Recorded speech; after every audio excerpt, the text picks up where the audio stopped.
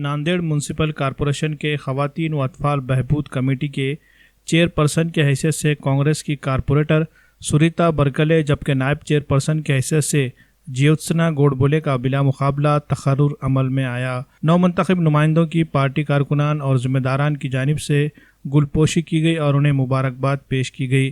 ख़वातीन व अतफ़ाल बहबूद कमेटी के चेयरपर्सन और नायब चेयरपर्सन इन दोनों ओहदों के लिए एक एक ही पर्चे नामजदगियाँ दाखिल की गई थी, जिसकी वजह से आज ज़िला कलेक्टर डॉक्टर विपिन ईटनकर ने इंतखाबी अमल की रस्मी कार्रवाई अंजाम दी और इन दोनों के बिला मुकाबला मुंतखब होने का ऐलान किया। यहाँ इस बात का तस्करा करना ज़रूरी है कि मार्च महीने के तीसरे हफ्ते में इन दोनों ओहदों के लिए मियाद मुकम्मल हो गई थी और नए अफराद के तकर्रुर के लिए इंतखाब होना था, लेकिन दरमियान में कोरोना के हालात बने और लॉकडाउन लग गया, जिसकी वजह से इंतखाबी अमल की कार्रवाई मुलतवी हो गई और साबिक़ा ओहदेदारान की मियाद को 3 माह के लिए बढ़ा दिया गया। इसके बाद रियासती हुकूमत के अर्बन डेवलपमेंट महकमे की जानिब से दी गई हिदायत के मुताबिक इंतखाबी अमल की कार्रवाई ऑनलाइन अंजाम दी गई। दरख्वास्त दाखिल करने के आखिरी दिन दोनों ओहदों के लिए कांग्रेस पार्टी की जानिब से एक एक ही दरख्वास्तें दाखिल की गई थी, जिसकी वजह से इन दोनों अफराद का बिला मुकाबला इंतखाब अमल में आया। कारपोरेशन में कांग्रेस पार्टी को मुकम्मल अक्सरियत हासिल है, इसलिए कांग्रेस के किसी भी नुमाइंदे का मुंतखब होना मुश्किल नहीं है।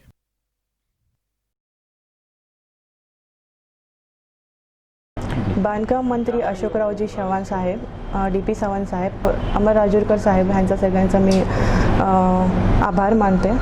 महापौर उपमहापौर ह्यांचा आभार मानते। आपले नगरसेवक ह्यांचा आभार मानते। आज मला सभापती पदाचं महिला बाल कल्याण समितीचं पद मिळालेलं आहे। माझं जेवढं हे पदाचं जे आहे कर्तव्य मी ते पूर्ण करेन। महिला बाल कल्याण विकासाचा जो काही आहे काम कर्तव्य ते मी मनापासून पूर्ण करेन। धन्यवाद। सर्वात प्रथम तर मी आपल्या देशाचे लाडके नेते सार्वजनिक बांधकाम मंत्री अशोकराव चव्हाण साहेब यांचे मी आभार व्यक्त करते, कारण त्यांनी आम्हाला ह्या पदासाठी आम्हाला